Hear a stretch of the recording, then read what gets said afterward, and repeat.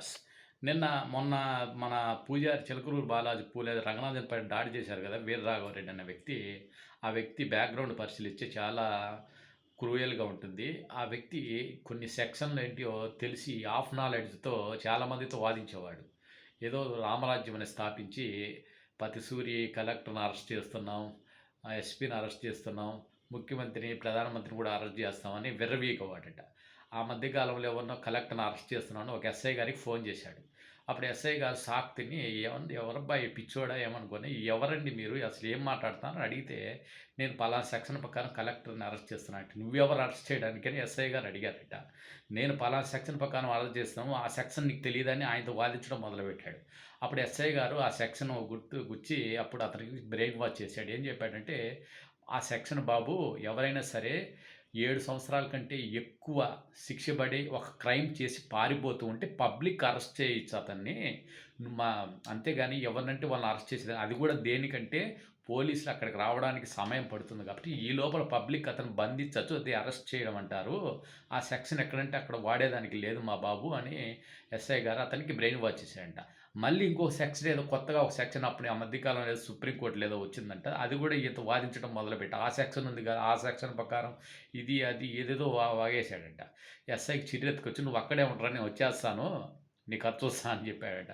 తర్వాత అతను ఉన్నాడో లేడో తెలీదు. ఈ వీరరాఘవరెడ్డి పిచ్చాయన నుంచి పారిపోయినట్టున్నాడు. ఇలా ప్రతి ఒక్కరితో ఏదో ఒక మాట్లాడి పిచ్చి పిచ్చిగా కొట్లాడేవాడంట. ఆ మధ్య కాలంలో ఒక ధర్మ ప్రచారకుడు అంటే ఈ మధ్య యూట్యూబ్ ఛానల్ ఒక ఫేమస్‌గా హిందూ ధర్మం కోసం పోరాడే ఒక ఛానల్ అనమాట. ఆ వ్యక్తితో పరిచయం చేసుకున్నాడంట ఈ వీర రాఘవరెడ్డి. "అన్నా నేను నీ అభిమానిని. నువ్వు మా హైదరాబాద్ ఖచ్చితంగా రావాలంటే" ఒకరోజు ఈయన ఉంటారు గదా! హిందూ ప్రేమికులనుకోని ఒకరోజు వాళ్ళ ఇంటికి వెళ్తే చాలా రిసీవ్ చేసుకున్నట్టు చాలా మర్యాదగా మాట్లాడేతలకి ఈయన చాలా మంచివాడు ఉన్నట్టున్నాడని మనసులో పడిపోయాడట. ఈ సదరు ఛానల్ వ్యక్తికి. సో, అతను ఒక కార్యకర్తగా మీ వద్దుంటాను. ఏమైనా చెప్పండి చేస్తానన్నాడట వీర రాఘవరెడ్డి. దాంతో సరేలే ఒక కార్యకర్తగా ఉంటాడని ఎప్పుడైనా హైదరాబాద్‌లో ఏదైనా గొడవలు అంటే మన విగ్రహాలను, గుడులను ఏదన్నా గవర్నమెంటు పొరపాటున కూల్చేస్తే వాటికి నిరసన తెలిసేటప్పుడు ఈ వీరరాఘవరెడ్డిని పిలిచేవాడంట. ఒక కార్యకర్తగాని పిలిచేవాడు అతని. దానికి అతనికి ఒక కార్యకర్తగా ఏదో పిలిచేవాడంట. అది పోరాటాలు చేసేవరకు బాగానే ఉందంట.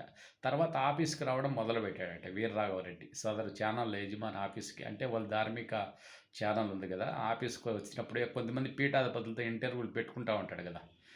ఆ పీఠాధిపతులు వచ్చి ఆఫీస్‌లో కూర్చున్నప్పుడు ఈ వీరరాఘవరెడ్డి గమ్మునుండేవాడు కాదంట. వారితో ఏదేదో హాఫ్ నాలెడ్జ్‌తో ఏదేదో చాతుర్య గుణము ఇది, అది, పలానా శ్లోకము, పలానా గురించి నీకు తెలుసా అని వాళ్ళతో గట్టిగా వాదనలకు దిగేవాడంట. గొడవలు కూడా పడేవాడట.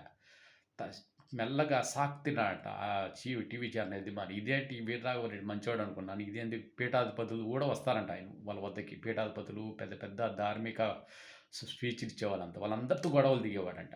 దీంతో భయపడిపోయి అమ్మా ఈ వ్యక్తితో ఇక్కడ మనం డేంజర్ ఎప్పటికైనా డేంజర్ అనుకోని చిన్నగా అతన్ని రావద్దని చెప్పేసాడంట. అతను ఇంతకుముందు బెంగుళూరులో మ్యూజిక్ టీచర్ అంట. అందుకే పాటలు ఒక రకంగా బానే పాడతాడు. రాముడి గురించి అయన్నీ.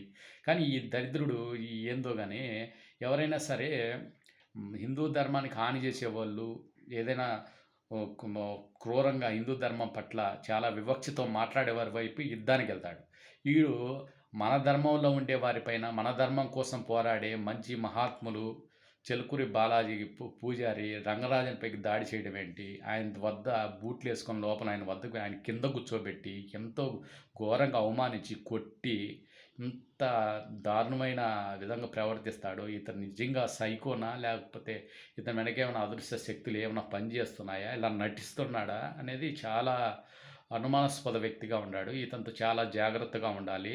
ఇలాంటి వారి వల్ల ముఖ్యంగా మనలోనే ఉంటూ మనపైనే దాడి చేస్తున్నారంటే ఇలాంటి వారి ఉగ్రవాదుల కంటే ప్రమాదకరమైన వ్యక్తులు ఇలాంటి వారు. ఇలాంటి వారితో చాలా జాగ్రత్తగా ఉండాలి. సో, వీడియో నచ్చితే ఇన్ఫర్మేటివ్‌గా షేర్ చేయండి, సబ్స్క్రైబ్ చేయండి.